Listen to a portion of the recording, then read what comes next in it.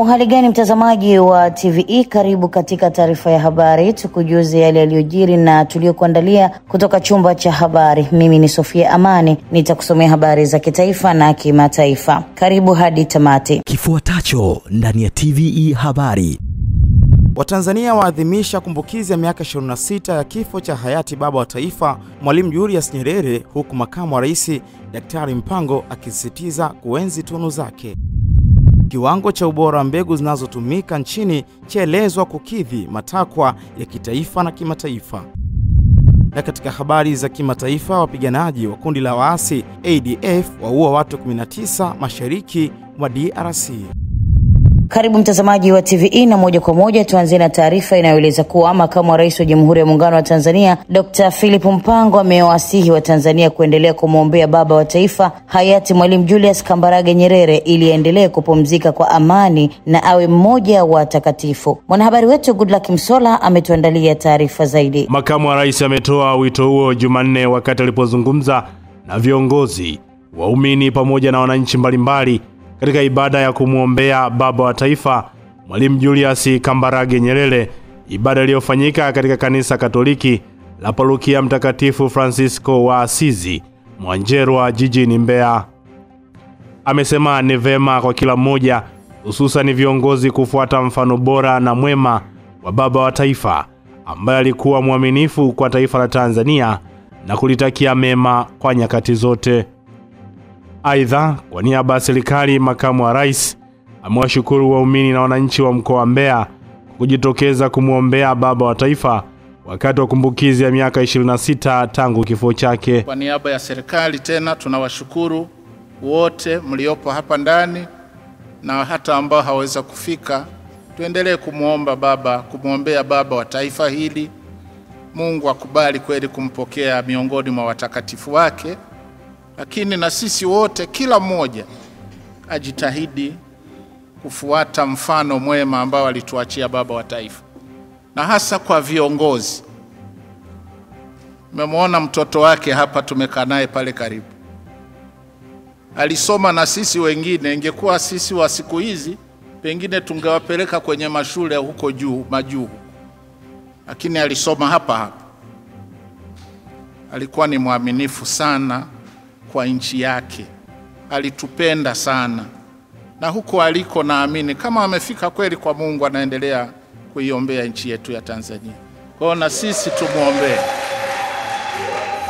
tumuombee apokelewe mbinguni, awe mmoja wa watakatifu. Katika ibada hiyo imeongozwa na askofu mkuu wa Jimbo Katoliki la Mbeya, Mhashamu Gervas Nyaisonga, ambaye katika mahubiri yake amesema baba wa taifa alikuwa ni mtu aliyefuata maadili mema, ikiwemo mwenendo, haki, huruma, pamoja na unyenyekevu na uaminifu.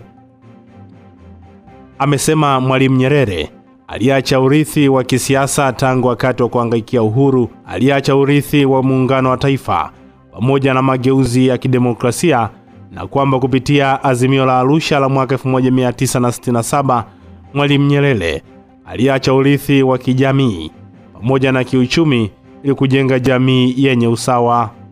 Askofu mkuu Nyaisonga ameongeza kwamba Mwalimu Nyerere alisisitiza elimu kwa lengo la kuondoa ujinga na kuweza kujitegemea, hivyo aliacha urithi kwa wananchi, hususan kwa kusisitiza matumizi ya lugha ya Kiswahili, maadili na utu, na aliweza kuweka maslahi ya taifa mbele. Alituachia pia urithi wa kimaadili na kiuongozi. Mwalimu alijulikana kwa unyenyekevu na uadilifu. Hakujitajirisha binafsi akiwa madarakani. Aliweka mfano wa kiongozi aliyeweka maslahi ya taifa mbele ya maslahi yake binafsi. Baada ya kustaafu, aliishi kwa unyenyekevu bila kupuuza mustakabali wa taifa letu. Alipoona kuna ukengeufu, hakusita kutoa maoni yake kwa uwazi na ukweli. Mwalimu alituachia urithi wa kikanda na kimataifa. Alitoa mchango mkubwa katika ukombozi wa Afrika.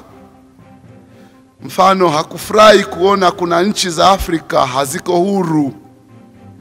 aliumia na wana Msumbiji, wa Zimbabwe, Namibia, Afrika Kusini na kwingineko. Ibada hiyo pia imehudhuriwa na Waziri Mkuu Kassim Majaliwa, Spika wa Bunge la Jamhuri ya Muungano wa Tanzania Dr. Tulia Ackson, mawaziri mbalimbali pamoja na viongozi mbalimbali wa serikali. Ni kushukuru sana Goodluck Msolla kwa taarifa hiyo. Katika hatua nyingine, makamu wa rais wa Jamhuri ya Muungano wa Tanzania Dr. Philip Mpango ameshiriki kilele cha mbio za Mwenge wa Uhuru kitaifa kilichofanyika mkoani Mbeya, ambapo amewataka wananchi wote nchini kujitokeza kushiriki uchaguzi kwa amani ili kulinda tunu ya taifa. Mwanahabari wetu Daniel Semelta kutoka Mbeya anatutaarifu zaidi. Daktari Philip Mpango amesema hayo katika maadhimisho ya mbio za Mwenge kitaifa, ambapo amehimiza Watanzania wote kushiriki kikamilifu katika uchaguzi mkuu unaotarajiwa kufanyika Oktoba 29 mwaka huu, akisisitiza kuwa ushiriki wa wananchi kwenye uchaguzi huo ni muhimu na unachochea maendeleo na kuimarisha nguvu ya siasa ndani ya nchi. Mbio za Mwenge wa Uhuru mwaka huu zimejielekeza mahususi kuhimiza ushiriki wa wananchi katika uchaguzi mkuu wa mwaka huu kwa kauli mbiu ambayo tumeambiwa jitokeze kushiriki uchaguzi mkuu wa mwaka 2025 kwa amani na utulivu. Kwa kuzingatia matakwa ya kikatiba na kisheria, uchaguzi mkuu umepangwa kufanyika tarehe 29 Oktoba chini ya usimamizi wa Tume Huru ya Taifa ya Uchaguzi na Tume ya Uchaguzi ya Zanzibar. Kupitia hadhara hii, nami naomba niongeze sauti yangu kuwaomba Watanzania wote waliojiandikisha kupiga kura kushiriki katika kampeni za uchaguzi zinazoendelea ili kusikiliza sera za vyama mbalimbali na kujitokeza kwa wingi siku ya uchaguzi ili kuwachagua viongozi watakaotuongoza katika kipindi cha miaka 5 ijayo. Na hapa napenda kuwakumbusha wananchi wenzangu kuzingatia wosia wa Baba wa Taifa kuhusu kuchagua viongozi waadilifu watakaokidhi matarajio ya Watanzania na kuleta mabadiliko.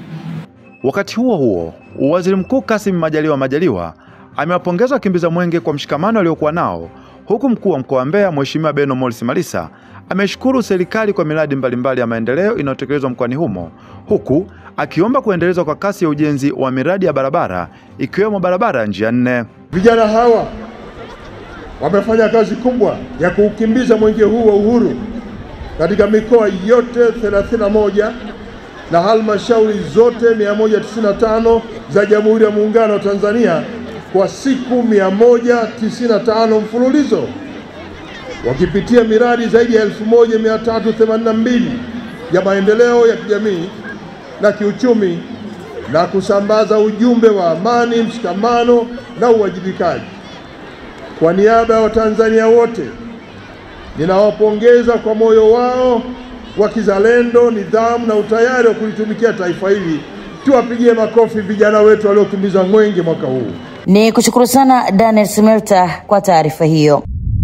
Katika hali isiyo ya kawaida, mama aliyejulikana kwa jina la Khadija Omari anayekadiriwa kuwa na umri wa miaka 25, mkazi wa mtaa wa Nyakasangwe, kata ya Wazo, manispaa ya Kinondoni, anadaiwa kusababisha kifo cha mtoto wake mwenye umri wa miaka 3 na miezi 8 kwa kumchoma na moto. Livingstone Mkoi ametuandalia taarifa zaidi. Mama huyo ambaye hata hivyo inadaiwa kuwa na tatizo la afya akili, inaelezwa kuwa amemchoma moto mtoto wake kwa kumfunika na godoro, nguo na mabegi mawili, kisha baadaye kuwasha moto na kumfungia kwenye banda. Wanahabari wetu wamefika eneo la tukio na kukuta taharuki kubwa miongoni mwa wananchi hao, huku jeshi la polisi wilaya ya kipolisi ya Mabwepande wakiongozwa na OCD Kole Mshauri wakifika haraka eneo hilo la tukio, lakini kwa bahati mbaya walikuta tayari mtoto huyo akiwa amekwisha teketea kwa moto. Hata hivyo, mashuhuda wa tukio hilo akiwemo mwenyekiti wa mtaa wa Nyakasangwe, kata ya Wazo, manispaa ya Kinondoni jijini Dar es Salaam, wameongea na kituo hiki cha habari na kuelezea mazingira halisi ya tukio hilo lilivyotokea. Kumetokea na tukio la kusikitisha, la kuhuzunisha. Kuna mtoto wetu amefariki baada ya kupata ajali ya moto. Lakini ajali hii inasemekana ni mama yake ndio aliyesababisha, ambaye ana matatizo ya akili. Kwa hiyo mimi mwenyewe pia nimeitwa, nimefika mahali hapa ili kuona tunafanyaje. Hivi tunavyozungumza, pamoja na changamoto ya akili ya huyo mama, yuko kituoni Madale kwa ajili ya taarifa zaidi, lakini nao mwili na wenyewe umeshachukuliwa na sasa unapelekwa Mabwepande. Hivyo tu niwaombe wananchi wa mtaa huu wa Nyakasango kwenye maeneo haya, ili eneo ambalo limetokea tukio tuwe watulivu wakati tunasubiri taratibu zingine. Kwa majina naitwa Rahmani Hamadi. Tukio wakati linatokea mimi kwa kweli sikuwepo nyumbani, ila nilipata tu taarifa kwa bwana huko nyumbani kwenu moto unawaka. Wanakufika hapo nyumbani ndo nakuta hivyo, hali sio hali na mtoto ndo kama vile jinsi alivyo. Na hapa yenyewe hatuelewi kimetokea nini, hatujui chanzo kilikuwa nini. Kwa sababu sisi tumekuta tu moto unawaka na mtoto kawaka ndani. Kwa hiyo hatujui mama yake alifanya nini mpaka moto umewaka. Ndio hivyo tu hapa mzee wangu. Ndio kweli alikuwa na changamoto ya akili tuseme. Ana miaka hata 2 inaweza kumaliza. Alikuwa mtu wa kulala kitandani. Kwa hiyo hii hatua ya sasa hivi tuseme ndo kasimama ili aanze maisha yake. Ndio hivyo jinsi siku zinavyozidi kwenda na tunapohangaika matibabu mbalimbali. Na ndio hivyo sasa tunaona hali inaanza tena kurudi kama awali ya kwanza. Hapo nyumbani lakini ghafla mke wangu ananiambia mbona kuna moshi unavuka kwa jirani, kuna nini? Ndio tukawa tumetoka kuangalia huu moshi unavuka ni kwa sababu gani au ni wapi. Basi kuja kuangalia tukakuta kwa jirani yetu kuna moto unawaka. Basi tukawa tumekimbia haraka kuanza kuenda kuzima huo moto. Lakini tunapoendelea kuzima moto tukashauriana, hebu tuingie na huko ndani huko moto unakoanzia. Kwenda kuingia huko ndani tunakuta mtoto ameungua, ameisha. Aidha, jeshi la polisi limeondoka na mabaki ya mwili huo na kuupeleka hospitali ya Mabwepande, huku baadhi ya wanafamilia wakiondoka na polisi kwenda kituoni kwa mahojiano zaidi. Ni kushukuru sana Livingstone Mkoi kwa taarifa hiyo. Mgombea wa urais kwa tiketi ya chama cha ADA Tadea Georges Busungu amefanya mkutano wa kampeni huko mjini Tabora na kuwaomba ridhaa wa Tanzania wamchague katika uchaguzi wa Oktoba 29 mwaka huu ili aweze kuleta mabadiliko katika sekta ya uchumi na teknolojia ndani ya miaka 5. Josephine Ndao kutoka Tabora anayo taarifa zaidi na inasomwa na Mohamed Jamal. Akiwa eneo la soko Kachoma Tabora mjini, George Busungu amesema hayo yote yanawezekana kwa kuwa yapo mambo matatu makubwa: upendeleo, rushwa na ufisadi. Endapo yatatolewa, upo uwezekano wa kuleta mabadiliko makubwa ya kifikra, teknolojia na uchumi. Tumesema tutatengeneza mji maalum kwa ajili ya teknolojia. Nia yetu ni nini? Vijana wote wale wanaomaliza shule, sipendi kuona wanazurura mtaani. Watakwenda kwenye jiji lile. Kila mtu mwenye kipaji chake aliyemaliza shule, katoka jeshini, anaingia pale, anaonyesha kipaji na kipaji chake serikali inamsaidia. Mgombea wa nafasi ya urais ameahidi kumaliza tatizo la ajira kwa vijana kwa kuleta mabadiliko ya teknolojia. Tunataka iwe 10% ili wafanyabiashara wapewe mikopo kwa masharti nafuu. Tunataka tulete mabadiliko, tujenge mabilionea wa Kitanzania. Suala la mikopo kwa wafanyabiashara wadogo wajasiriamali inayotolewa na halmashauri pia ameahidi kwamba serikali yake itaboresha. Lakini pamoja na yote mazuri, swala la usalama wa wananchi ni jambo muhimu. George Busungu amedai akichaguliwa atalifanya jeshi la polisi kuwa la kisasa. Kila mkoa kuwe na helikopta. Jambazi likitoroka hapa, helikopta naruka chwap. Nia yetu ni kwamba hii mambo ya kutekwa, sijui kuuawa, sijui nini, hatutaki kusikia sisi hapa. Hatutaki kusikia mtu kapotea. Hatutaki kusikia mtu kawawa, hatutaki kusikia mtu haonekani. Kwa nini haonekani? Awali katika mkutano huo wa kampeni, katibu mkuu wa chama cha ADA Tadea Salehe Msumari alipata wasaa wa kuzungumza, ambapo amesisitiza suala la amani kuelekea uchaguzi mkuu Oktoba 29 mwaka huu. Nimeambiwa kuna maandamano, mimi nawasihi msiende mkaandamane. Nyinyi maandamano yenu ni kwenda kupiga kura. Yule anakuambia twende tukaandamane, mwambie kwanza tuone familia yako imetangulia mbele. Nchi yetu ni ya amani, tuendelee kutunza amani yetu. Ni kushukuru sana Mohamed Jamal kwa taarifa hiyo. Changamoto ya watu wenye ulemavu hususan viziwi waliokuwa wakiipata wakati wa kuabudu kutokana na kutokuwepo kwa wakalimani katika nyumba za ibada mkoani Morogoro imepatiwa ufumbuzi baada ya kukamilika kwa ujenzi wa kanisa la viziwi na hatimaye kuzinduliwa. Mwenzetu Tunu Lugombe amekuwa sehemu ya mashuhuda wa tukio hilo. Hii ni siku nzuri mno. Na watu tayari wameshazungumza kuhusu hili. Na sifa, shangwe na kukuza imekuwa vingi. Natamani kama ingewezekana mmetoa sifa zote hizi nichukue niende nazo Australia. Hivi ndivyo inavyofanyika katika kanisa la Emmanuel Viziwi Tanzania Ikavita. Katika ibada hii maalum ya uzinduzi wa kanisa hilo lililojengwa mtaa wa Msimamo kata ya Kihonda mkoani Morogoro ilioleta watu kutoka ndani na nje ya nchi, waumini wa Ikavita akiwemo mchungaji mmoja wa jimbo la Dar es Salaam pamoja na Emilian Kataimara, katibu wa Ikavita Morogoro, wanaelezea furaha yao. Emilian Kataimara. Hapa nipo kama katibu wa kanisa Emmanuel jimbo la. Uzinduzi wa hili kanisa umeleta fursa hii ya kupata ibada kwa jamii hii. Uzinduzi umeleta fursa kubwa sana kwa upande wa viziwi pamoja na wadau wote wa viziwi. Cha kwanza jamii itapata mwamko kuhusu viziwi. Jamii inashangaa hata viziwi wanaweza kumwabudu Mungu. Pamoja na uzinduzi huu tumepata wageni wengi waliokuja kushuhudia na wenyewe wanaona maajabu. Akizungumza baada ya uzinduzi huo, kiongozi wa makanisa ya Ikavita Tanzania, mchungaji Joseph Hiza, anaelezea upatikanaji wa kanisa hilo na kueleza idadi ya makanisa ya viziwi kwa Tanzania nzima. Kwanza nashukuru kuweza kupata nafasi hii. Kwa jina naitwa mchungaji Joseph Hiza. Mimi ni mchungaji mkuu wa makanisa ya Emmanuel Tanzania. Kwa hapa Tanzania tuko tayari na makanisa takriban 15 ndani ya mikoa 8 ya viziwi. Sasa kanisa letu la Emmanuel, kanisa la viziwi Tanzania, historia yake inaanza mnamo mwaka 1997. Wakati huo hakukuwa na makanisa ya viziwi nchini kwetu. Viziwi wengi walikuwa wakiabudu ndani ya makanisa msikia. Kwa upande wake Subira Ngonyani, mjumbe wa mtaa, kwa niaba ya mwenyekiti wa serikali wa mtaa wa Msimamo, akatoa rai. Huyo ambaye ametoa wazo la kuleta kanisa katika mtaa wetu, kwa kweli tunampongeza na tunamshukuru sana kwa sababu ameweza kuisaidia jamii yetu, hasa watu wenye tatizo la usikivu. Na unawaambia nini sasa jamii katika kwa kulitunza kanisa hili na watu katika kushiriki ibada na kushirikiana sasa na hawa watu wenye ulemavu hasa huu wa usikivu? Ninawaasa wanajamii wote wa mtaa wa Msimamo na majirani na mtaa wa Msimamo waje kushiriki pamoja.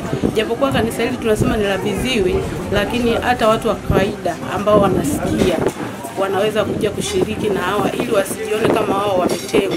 Uzinduzi wa kanisa hilo umeenda sambamba na kutunukiwa vyeti kwa wahitimu 10 wa chuo cha Biblia ambao ni viziwi, na uzinduzi wa kanisa hilo unafanya idadi ya makanisa ya aina hiyo kuwa 8 Tanzania nzima. Tunu Lugombe, Morogoro. Ni kushukuru sana Tunu Lugombe kwa taarifa hiyo. Mamlaka ya uhifadhi wa wanyamapori Tanzania TAWA kupitia pori lake la Akiba Pande lililopo jijini Dar es Salaam imeadhimisha siku ya kumbukizi ya kifo cha baba wa taifa Mwalimu Julius Kambarage Nyerere kwa kutoa zawadi maalum, yaani ofa ya miezi 3 kwa wageni wote watakaotembelea hifadhi hiyo kuanzia Oktoba 14 kufanya shughuli mbalimbali za kumbukizi. Zaidi tuungane na mwanahabari wetu Rachel Chacha. Kauli hiyo imetolewa na afisa muhifadhi mwandamizi wa pori la Akiba Pande Sanju Mafuru wakati pori hilo lilipoungana na Jumuiya Mtakatifu Columbus kuadhimisha na kusherehekea siku ya kifo cha baba wa taifa Mwalimu Julius Kambarage Nyerere kilichotokea Oktoba 14, ambapo amesema ofa hiyo inalenga kuhamasisha Watanzania kufanya shughuli mbalimbali za kihistoria na kiutalii ndani ya pori hilo, ikiwa ni sehemu ya kuenzi mchango mkubwa wa Mwalimu Nyerere katika uhifadhi wa mazingira na wanyamapori. Aidha, Mafuru amebainisha kuwa katika kipindi cha miezi mitatu ya ofa, TAWA itatumia nafasi hiyo kutangaza urithi wa taifa, ikiwa ni sehemu ya kuunga mkono jitihada za serikali za kukuza uchumi kupitia sekta ya maliasili na utalii. Tunachokianza kwa kweli, tunafungua msimu. Hifadhi ya Pande ina program maalum ambayo tunaita Funga Mwaka Kijanja na Hifadhi ya Pande, ambao ni msimu mzima kuanzia tarehe ya leo 14 mwezi wa 10 mpaka tarehe 14 ya mwezi wa kwanza, ambapo tuna matukio maalumu hasa kabisa kama unavyoyaona haya ya kusherekea, kama ni communio, kama ni ubatizo, kama ni kipaimara, kama ni ndoa, kama ni kumbukizi ya ndoa, na matukio yote ya mtindo huo kutoka kwa watoto wadogo, watu wazima pamoja na watu wakati, kwa maana toka wale vijana kutoka vioni, mashule ya sekondari pamoja na watu wazima.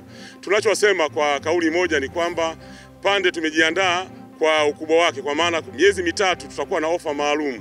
Tutakuwa tuna shughuli mbalimbali zinaendelea katika hifadhi yetu. Kwa upande wake, afisa mhifadhi mwandamizi kutoka TAWA makao makuu Morogoro, Youthness Nestor, amesema wakati akikumbuka kifo cha Mwalimu Nyerere, wanakumbuka pia maono yake ya kuimarisha elimu na utaaluma katika sekta ya uhifadhi, ikiwemo kuanzisha vyuo vitakavyozalisha wataalamu wa uhifadhi wa wanyamapori. Na wasi umma wa Tanzania kuweza kutembelea maeneo yote tunaosimamia sisi mamlaka ya uhifadhi wa wanyamapori Tanzania. Sio tu eneo la Pande, tuna hifadhi mbalimbali ikiwemo magofu ya Kilwa na magofu ya Kunduchi, lakini tuna hifadhi ya Mpanga Kipengele iko kusini mwa Tanzania, tuna hifadhi ya Makuini Wildlife Parks iko kaskazini mwa Tanzania, tuna bustani za wanyamapori nzuri kabisa za Tabora Zoo na Ruhila Zoo. Hivyo nawakaribisha Watanzania kote waliko pande mbalimbali za nchi waweze kutembelea katika hifadhi tunazosimamia sisi mamlaka ya hifadhi ya wanyamapori Tanzania TAWA. Karibuni sana. Naye mwakilishi wa Jumuiya ya Mtakatifu Columbus kutoka Parokia ya Bikira Maria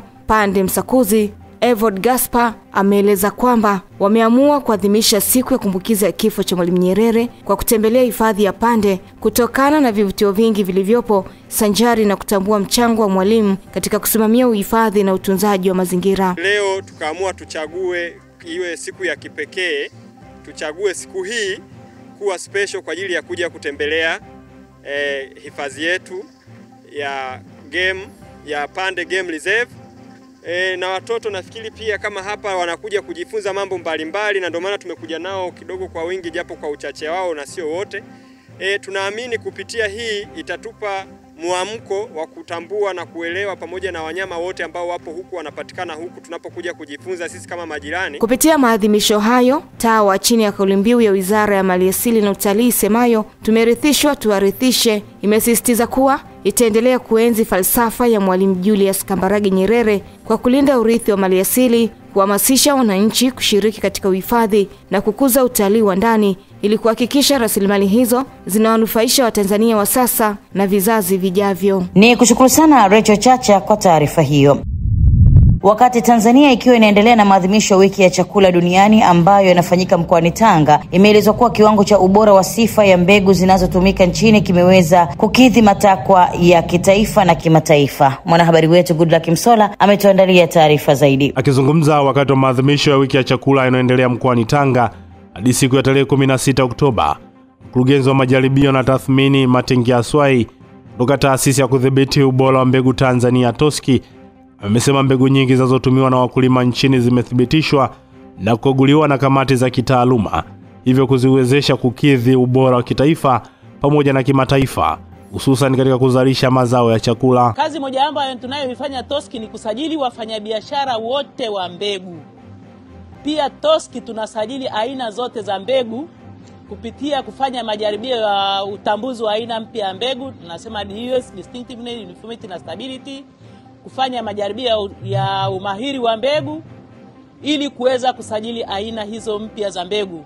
Baada ya aina mpya za mbegu ambazo mtafiti amesema kwamba mbegu hii inamfaa mkulima, sisi tunapitia kufanya majaribio hayo ili kuangalia tunaitambuaje, na pia baadaye tunaangalia faida za hiyo mbegu kwa mkulima wetu ina faida gani zaidi ya ambayo nyingine ambayo tumeshakuwa nayo. Baada ya kufanya majaribio na kamati mbalimbali kupitia kamati ya kitaifa ya kitaalamu NPTTC kupitia na baadaye kamati ya kupitisha mbegu NVRC National Variety Release Committee kupitia na baadaye kamati ya kitaifa ya mbegu National Seed Committee kumshauri waziri aipitishe mbegu hiyo ambayo imeshapitiwa na kamati mbalimbali. Hata hivyo, Biswai amesema katika maonesho ya wiki ya chakula ambayo ameanza tangu Oktoba 10 wanayatumia kutoa elimu kwa wakulima juu ya kutumia mbegu bora katika kilimo ili kuweza kupata mazao bora na ya uhakika. Wakati huo sasa tunasajili mashamba yote ya mbegu. Baada ya kusajili shamba la mbegu, wataenda kukagua hiyo mbegu iliyolimwa wakitumia ule utambuzi tuliopata kutambua kitu gani kimelimwa. Wataenda kukagua shamba. Baadaye pia shamba likishakaguliwa likaonekana linafaa kwa kulima mbegu, utengano, ardhi imeshapumzishwa vya kutosha na kila kitu, basi shamba hilo tena wataenda kuchukua sampuli baada ya kuvuna. Baada ya kuvuna wanachukua sampuli na kufanya kazi za maabara. Kwa hiyo kazi nyingine ni kufanya majaribio ya mbegu maabara. Tunaangalia uotaji wa mbegu, tunaangalia usafi wa mbegu, afya ya mbegu kwenye maabara. Hata hivyo, TV ya habari imezungumza na baadhi ya wakulima ambao wamesema watatumia maonesho hayo ili kujipatia elimu ya namna ya kutumia pembejeo hususan za kilimo kuweza kuzalisha mazao yaliyo bora. Nilipofika kwenye banda la Toski nimeweza kugundua kwamba kuna uwezekano wa kujua mbegu zilizo bora na ambazo zinaota vizuri kwa ajili ya kipato cha kuinua kaya au cha kuinua uchumi katika kaya. Lakini pia nimeweza kuona kwamba kuna mbegu zilizo bora kutoka katika shirika la Toski na zinauzwa kwa bei ya ruzuku. Hivyo pia na washauri na wakulima wenzangu wote tutafute shirika la Toski ili tuweze kupata mbegu zilizo bora ambazo zinapatikana kwa bei ya ruzuku. Tusikubali kwenda kwenye mbegu ambazo tunaweza tukauziwa kwa bei iliyo juu. Ni kushukuru sana Goodluck Msolla kwa taarifa hiyo. Mjumbe wa kamati ya siasa ya Chama cha Mapinduzi CCM mkoa wa Pwani Dr. Chako Tindwa amesema uzoefu kwenye uongozi alionao mgombea urais wa Jamhuri ya Muungano wa Tanzania kupitia chama hicho Dr. Samia Suluhu Hassan ni sababu mojawapo ya kuwafanya Watanzania kumpa ridhaa aweze kuendelea kuiongoza Tanzania kwa miaka 4-5. Goodluck Msolla ametuandalia taarifa zaidi. Dr. Chako Tindwa amesema hayo wilayani Mafia mkoani Pwani wakati wa mkutano ulioandaliwa na umoja wa vijana wa CCM UVCCM wilayani humo kwa lengo la kukumbushana masuala muhimu kuelekea siku ya uchaguzi mkuu, ambapo mjumbe huyo ameeleza sababu mbalimbali kwa nini Watanzania wanapaswa kumchagua Dr. Samia Suluhu Hassan kuendelea kuliongoza taifa la Tanzania. Ni kiongozi ambaye imekuwa kwa miaka mingi katika nafasi ya uongozi wa chama chetu, katika nafasi ya ubunge, katika nafasi ya kamati mbalimbali, lakini katika nafasi ya umakamu wa rais mpaka uraisi. Tukiangalia Dr. Nchimbi ana uzoefu mkubwa kuanzia ubunge, uwaziri, ubalozi, uongozi wa chipukizi, uongozi wa vijana na kadhalika na kadhalika. Ni watu ambao wana uzoefu usio na shaka katika kuongoza nchi yetu. Kwa tunapowakabidhi nchi yetu Daktari Samia Suluhu Hassan na Dr. Nchimbi, maana yake nini? Maana yake tunawakabidhi watu ambao tuna hakika wana uzoefu wa kuongoza nchi yetu. Kwa upande wake, Amina Khatibu, mwenyekiti wa umoja wa vijana Chama cha Mapinduzi Mafia, amesisitiza vijana kujitokeza kwa wingi katika siku ya kupiga kura na kumchagua Dr. Samia kufuatia uwezo alioonyesha hususan katika kukamilisha miradi mbalimbali ya kimkakati. Tumejiandaa kweli kweli kuweza kuhakikisha kwamba tunakipatia ushindi wa kishindo chama chetu, Chama cha Mapinduzi. Hivi ninavyozungumza tayari tumeshafanya ziara katika kata zote 8 kuweza kuwafikia makundi mbalimbali ya vijana ili kuweza kuwahamasisha na waweze kujitokeza kwa wingi kukichagua Chama cha Mapinduzi. Sababu tunazo, Daktari Samia Suluhu Hassan ametekeleza ilani ya Chama cha Mapinduzi kwa 100% katika wilaya yetu ya Mafia na Tanzania nzima. Naye mwenyekiti wa CCM wilaya Mafia Mohamed Hassan Faki pamoja na mgombea udiwani wa kata ya Kilindoni upande wa Mafia wameeleza namna ambavyo miaka minne ya Dr. Samia ilivyokwenda kuibadilisha wilaya ya Mafia. Kipindi chote cha utawala wa Daktari Samia Suluhu Hassan kwa Mafia ametoa zaidi ya bilioni 60 kwa ajili ya maendeleo ya watu wa Mafia. Pesa hizi mama alizozitoa zimekwenda katika miradi ya barabara, TARURA na TANROADS. Pesa alizozitoa mama zimekwenda katika miundombinu ya shule, ujenzi wa madarasa. Ndugu zangu wa Mafia, ndugu zangu vijana, nyinyi ni mashahidi. Shule zilizokuwepo mwaka 2020 na shule zilizopo leo, shule ya msingi ya Mafia leo inafanana na shule ya sekondari iliyo nje ya Mafia. Umetaja sana sifa na uwezo wa kutusaidia Mama Samia Suluhu Hassan katika wilaya yetu, lakini sifa ya peke yake katupa heshima isiyo kifani. Mafia hii toka imeanza uhuru na wabunge hatujapata kupata naibu waziri.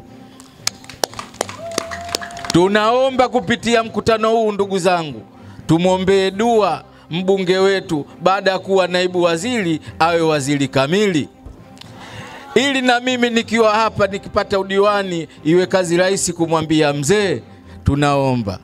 Baada ya kusema kidumu Chama cha Mapinduzi. Kupitia mkutano huo, Dr. Tindwa amewaombea kura mgombea urais Dr. Samia Suluhu Hassan, mgombea ubunge kwa jimbo la Mafia Juma Omari Kipanga, pamoja na wagombea wa nafasi mbalimbali za udiwani kwa mkoa wa Pwani. Lakini katika nchi yetu bado tuna uwezo wa kupeleka madawa, bado tuna uwezo wa kujenga miundombinu yetu, na bado nchi inaendelea kwa kasi ya maendeleo ya hali ya juu. Zile ahadi zote ambazo wananchi wamepatiwa na Chama cha Mapinduzi zimetekelezwa. Miradi yote ambayo mikubwa imeachwa na aliyemtangulia yote ameitekeleza. Tumezungumza Stigla hapa, umeme unawaka. Tumezungumza daraja la Kigongo Busisi limekamilika. Barabara za BRT pale Dar es Salaam zinaendelea. Reli ya haraka tunaenda Dodoma.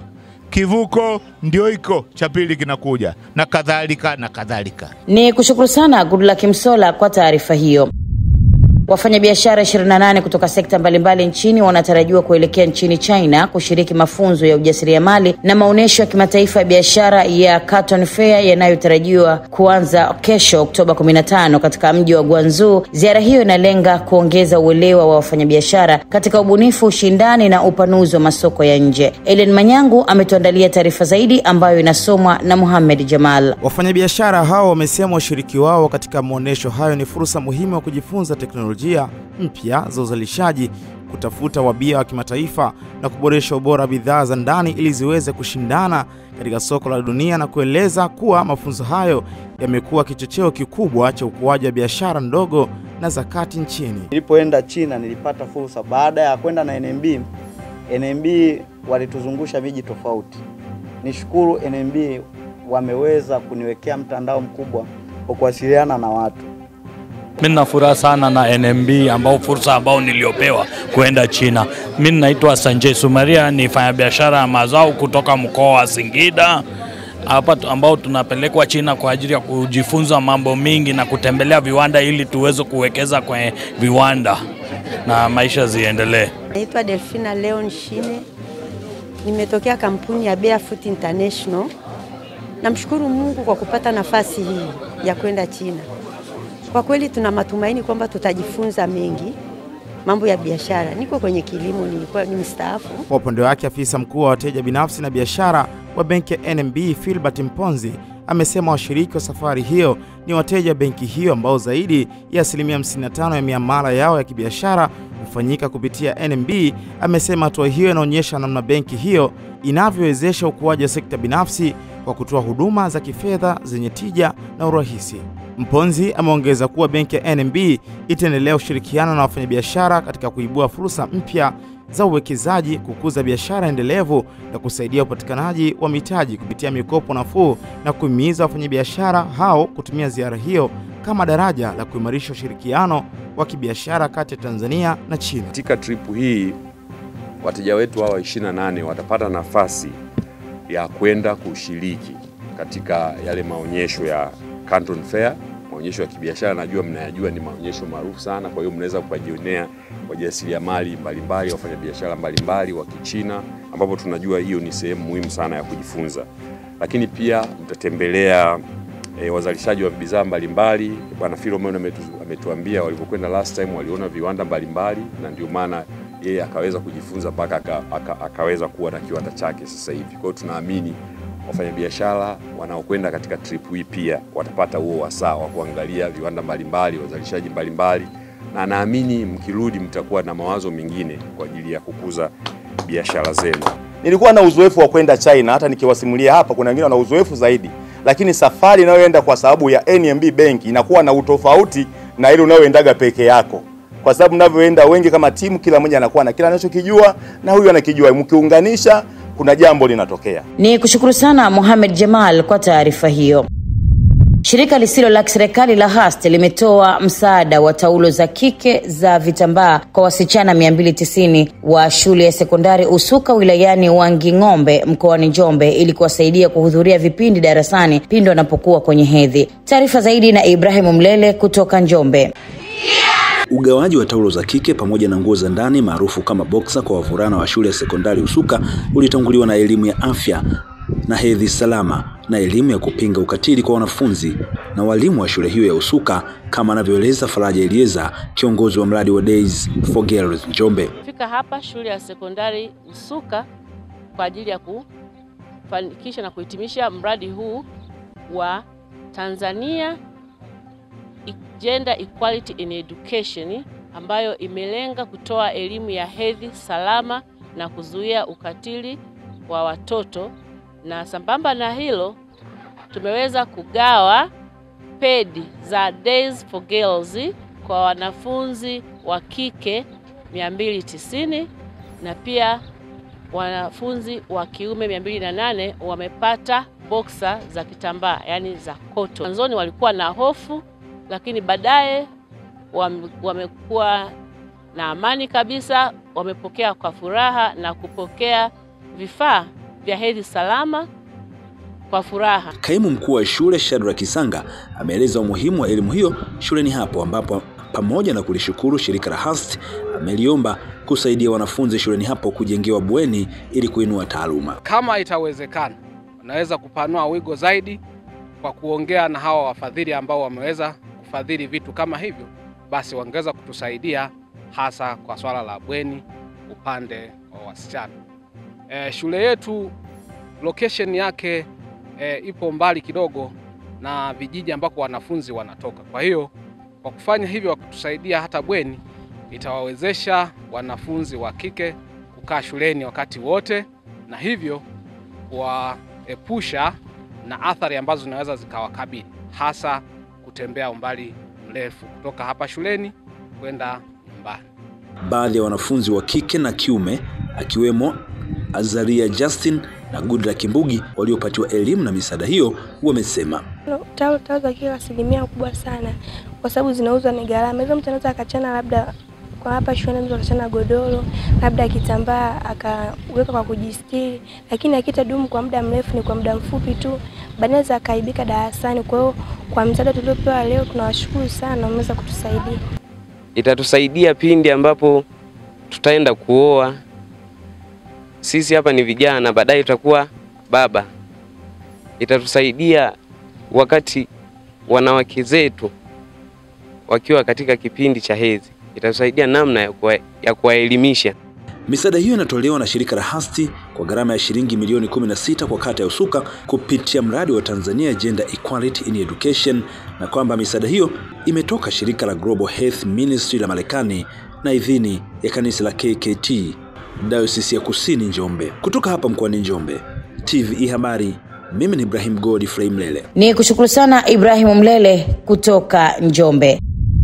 Katika hatua ya kuhimiza maendeleo ya kiuchumi kwa vijana nchini, Katibu Mkuu Kiongozi ambaye pia ni Katibu wa Baraza la Mapinduzi Zanzibar, Mhandisi Zena Said, ametoa wito kwa vijana nchini kuanza tabia ya kujiwekea akiba kupitia Mfuko wa Taifa wa Hifadhi ya Jamii NSSF. Recho Chacha ametuandalia taarifa zaidi. Ametoa wito huo wakati akifunga kongamano la kitaifa la vijana lililofanyika jijini Mbeya, ambapo amesema mpango maalum wa NSSF kwa vijana, hususani wale waliojiajiri, ni fursa ya kipekee kwa kundi hilo kunufaika na huduma mbalimbali zinazotolewa na mfuko, ikiwemo mafao ya matibabu, pensheni ya uzeeni, uzazi, ulemavu na mirathi. Vijana wanatakiwa kwa kweli kwanza muanze kuwa na mindset ya kuweka akiba.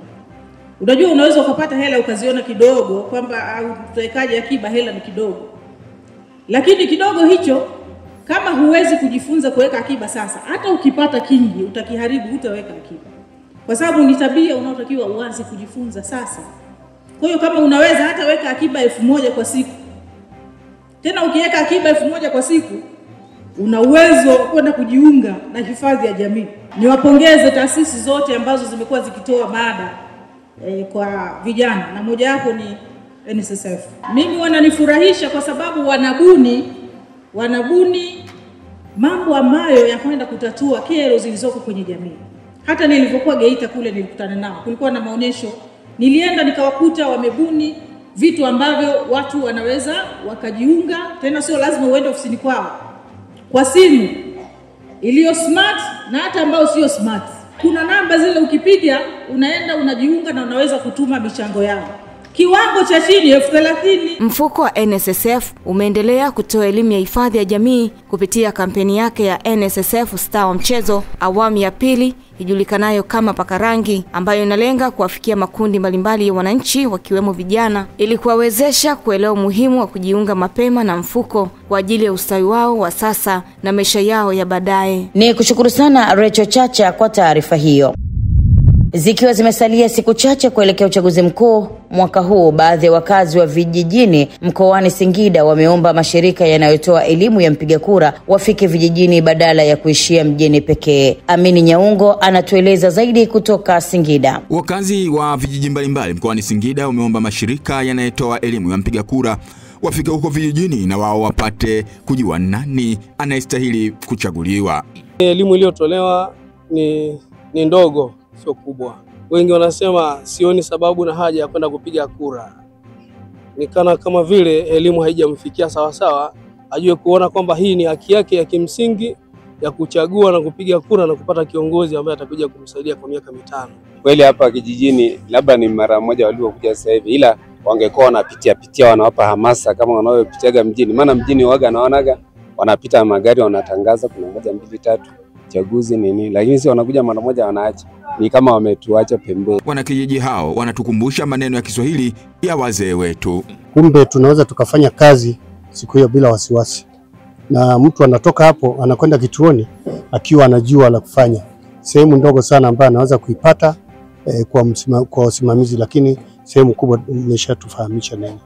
Kama mimi kijana ambao ndio chachu wa taifa, na washauri vijana wenzangu jitokeze kwa wingi ajili ya kupiga kura, kwa kuwa ndo haki yetu ya msingi ya kuweza kutengenezea perspective ya maisha ya baadaye ya kuhusu kizazi chetu, hata kile ambacho tulioko wakati ule ili kupata ile maendeleo stahiki. Taasisi ya kumbukumbu ya Mwalimu Nyerere inajitoa mstari wa mbele kulifikia kundi hili. Utachukua kalamu yako, utaweka alama ya vema kwenye mgombea unayemtaka. Waliopo pembezoni ndio kipaumbele chao. Tumelenga maeneo mengi, hasa makundi ya wanawake, vijana na makundi maalum. Lakini kwa hapa mkoa wa Singida tumelenga hasa kufikia maeneo ya pembezoni. Na ndio maana leo tuko katika huu mnada ili tuweze kufikia wananchi kutoka katika mikoa mbalimbali. Kwa hiyo tunategemea elimu hii itafikia wananchi wengi sana.